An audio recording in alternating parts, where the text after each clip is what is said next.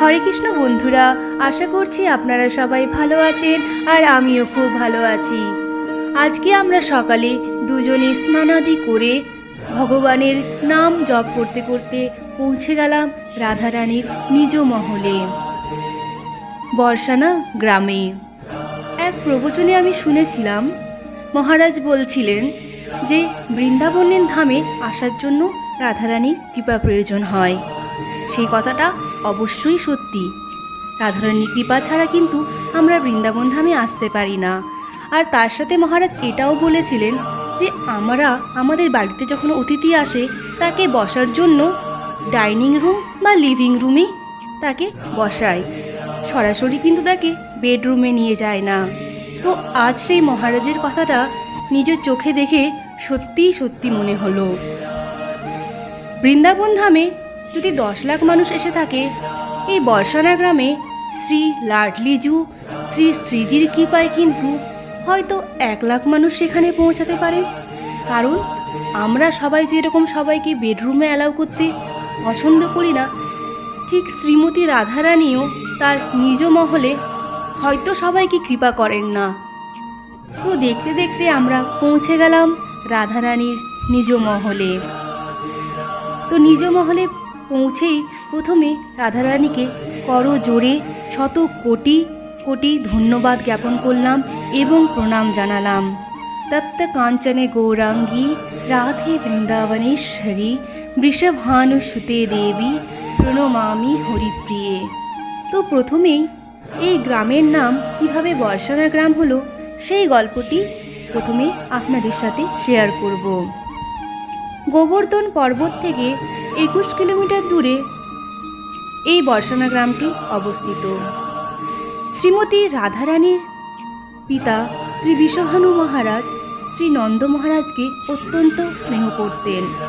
শ্রী নন্দ মহারাজ গোকুলে যখন বসবাস করছিলেন, শ্রী বৃষভানু মহারাজ রাভেল গ্রামে বসবাস করছিলেন। আর এই রাভেল গ্রামেই কিন্তু রাধারানীর আবির্ভাব। কিন্তু শ্রী নন্দ মহারাজ বাৎসল্য প্রেমে শ্রীকৃষ্ণকে রক্ষা করার জন্য গোকুল থেকে যমুনা নদী অতিক্রম করে নন্দগ্রামে বসবাস করতে শুরু করলেন। আর সেই সময় শ্রী বৃষভানু মহারাজও শ্রীমতী রাধারানীকে সঙ্গে নিয়ে রাভেল গ্রাম থেকে যমুনা নদী অতিক্রম করে এই পর্বতের ওপরে বসতি স্থাপন করেছেন। তো আমাদের শ্রী লাডলিজু মহারাজ মন্দির পৌঁছানোর জন্য বেশ কয়েকশো সিঁড়ি পার করে সেই পর্বতের ওপর শ্রী লাডলিজু মহারাজ বা শ্রীজি মহারানীকে দর্শন করতে পারবো। তো চলুন সেই সিঁড়ি আমরা অতিক্রম করতে শুরু করে দিয়েছি। এই বৃষভানু মহারাজ যে পর্বতের উপর বসতি স্থাপন করেন, সেই পর্বত মহারাজের নাম অনুসারে ভানগড় পর্বত। আর এই পর্বতের দ্বিতীয় নাম ব্রহ্মগিরি পর্বত, এবং তিনি এই স্থানে বসতি স্থাপন করার জন্য এই গ্রামের নাম বর্ষানা গ্রাম। মহারাজ যে স্থানে বসতি স্থাপন করেছিলেন, এই বর্ষানা গ্রামে এই মন্দিরে শ্রীজি মন্দির কিন্তু অতীব সুন্দর।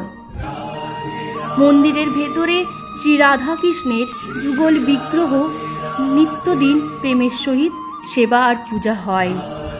ব্রজধামে যতগুলি দেবালয় আছে তার মধ্যে এই মন্দিরটি কিন্তু সর্বোপরি। মন্দিরে গমন করার জন্য এই সিঁড়িগুলি পাথর দ্বারা নির্মিত। শ্রীকৃষ্ণ যেরকম নন্দগ্রামে সখাগণের সঙ্গে কুমার বয়সে বিভিন্ন রকম খেলা করেছেন, ঠিক সেই প্রকার শ্রীমতী রাধারানীও বর্ষানা গ্রামে সখীদের সঙ্গে কুমারী বয়সে বিভিন্ন প্রকার খেলা করেছেন। এরপরে আপনাদের সাথে শেয়ার করব এই ব্রহ্মগিরি পর্বতের আবির্ভাব কথা। শ্রীকৃষ্ণের রাসবিলাসাদি এই লীলারস দর্শন করার জন্য শ্রী ব্রহ্মাজি শ্রীহরির কাছে প্রার্থনা জানালেন। শ্রীহরি ব্রহ্মাজির প্রার্থনায় সন্তুষ্ট হয়ে বললেন যে তুমি ব্রজধামে ব্রহ্মগিরি পর্বতরূপে বিরাজমান থাকবে। ভগবান শ্রীকৃষ্ণ যখন দ্বাপর যুগে অবতরণ করবেন এবং তখন তিনি যে লীলা খেলা করবেন, এই কারণে ব্রহ্মাজি এই স্থানে মানে বর্ষানা গ্রামে পর্বতরূপে বিরাজ করেছেন, আর সেই জন্য এই পর্বতের নাম ব্রহ্মগিরি পর্বত। ব্রহ্মাজির মনস্কামনা পূরণের জন্যই এই শ্রীজি মন্দিরটি স্থাপন হয়েছে, আর শ্রী রাধাকৃষ্ণ এখানে নিরন্তর বাস করেছেন।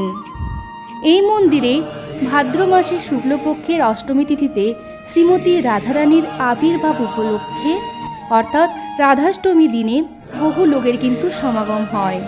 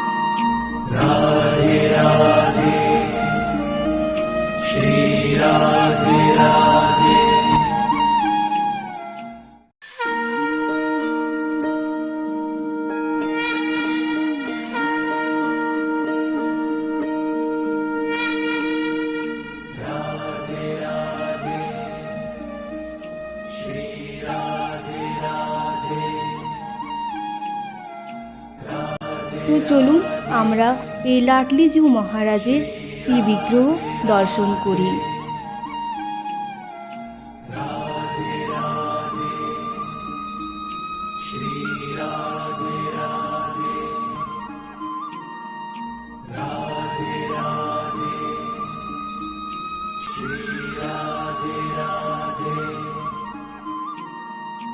আর এই দেবালয়ের প্রাঙ্গণ থেকে কিন্তু সমস্ত বর্ষানা গ্রামটিকে খুব সুন্দরভাবে দেখা যায়।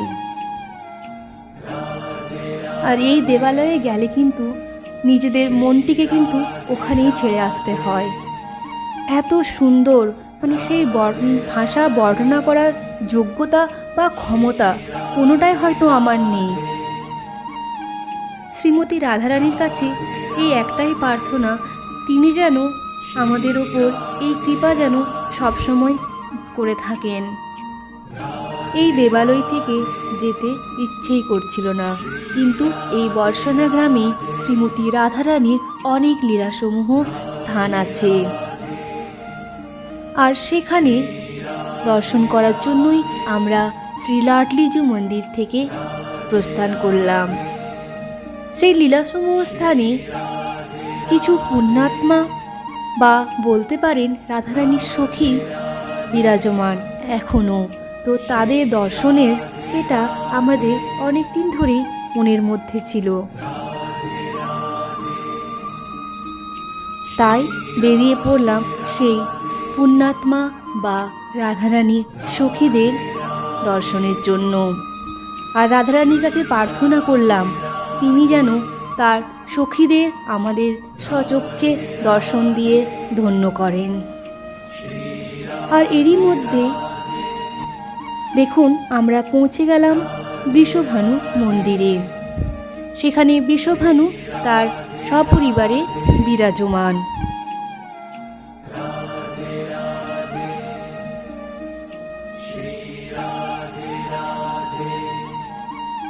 আপনাদের যদি এই ভিডিওটি ভালো লেগে থাকে তাহলে অবশ্যই আমার চ্যানেলটিকে সাবস্ক্রাইব করে লাইক, শেয়ার, কমেন্ট করবেন এবং ফেসবুক ও পেজটিকে ফলো করবেন। হরে কৃষ্ণ বন্ধুরা, সুস্থ থাকবেন, ভালো থাকবেন।